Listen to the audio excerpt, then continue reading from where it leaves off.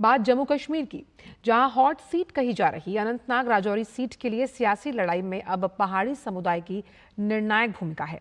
राजौरी और पुंछ में करीब 65% और केंद्र शासित प्रदेश के अन्य हिस्सों में 10% पहाड़ी समुदाय के लोग रहते हैं।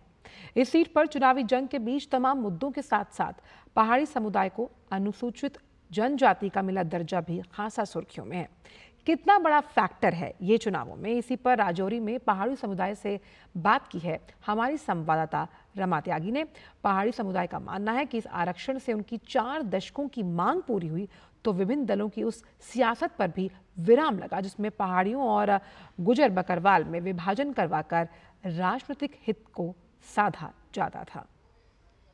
अनंतनाग लोकसभा सीट पर लड़ाई इस वक्त जो है वो काफी दिलचस्प है और इसमें अगर हम वोटर्स की बात करें तो वोटर्स जो हैं बहुत ही जिसे कहते हैं कि डाइवर्सिफाइड वे में यहाँ पर हैं। इस वक्त हमारे साथ जो पहाड़ी कम्युनिटी है उसके लोग मौजूद हैं। एक बड़ा योगदान इनका कहा जा रहा है। 10 लाख से ज्यादा पहाड़ी कम्युनिटी के लोग यहाँ पर हैं। तो आइए इनसे बात करते हैं इनके मुद्दों की। आप बताइएगा इस बार जो है मुद्दे क्या क्या है? हमारे नरेंद्र भाई मोदी जी ने हमारे साथ जो जो वादे किए वो पूरे करके दिखाए। हमें पहाड़ी एसटी नहीं मिलती थी, कोई हुकूमत किसी ने नहीं दी, पहली बार हमें मिली। सबसे बड़ी चीज होती है इलाके की डेवलपमेंट। अगर आप डेवलपमेंट को देखेंगे, इससे पहले हमारी जितनी भी जमातें रही हैं, एनसी हो, पीडीपी हो, कोई भी हमारी स्टेट की, उन्होंने हमेशा हमें वोट से खरीदा है। आपको लगता है कि गुजर बकरवाल हैं जो खुश हैं क्योंकि बीच में उन लोगों ने भी इस पर कुछ विरोध किया था?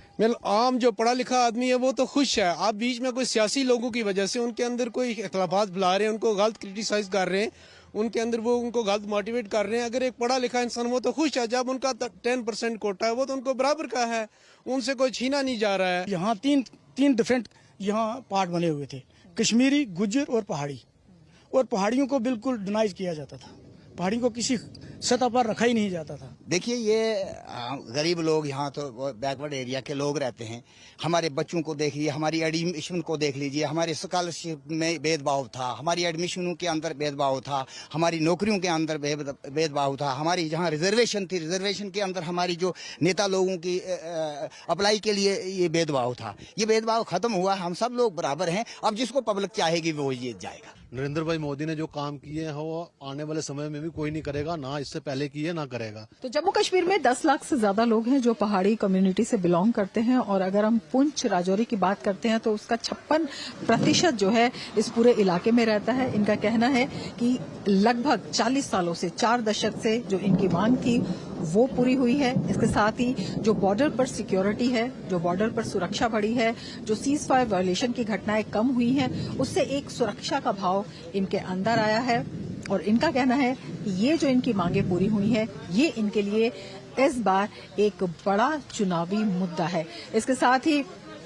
गुजर बकरवाल और जो और कम्युनिटीज हैं उसमें एक भेदभाव की जो राजनीति थी और उस राजनीति के ऊपर जो वोट बैंक के आधार बनाए जाते थे उनका भी कहीं ना कहीं इस आरक्षण से खात्मा हुआ है। कैमरामैन अनिकेत दुबे के साथ रमा त्यागी, डीडी न्यूज, राजौरी।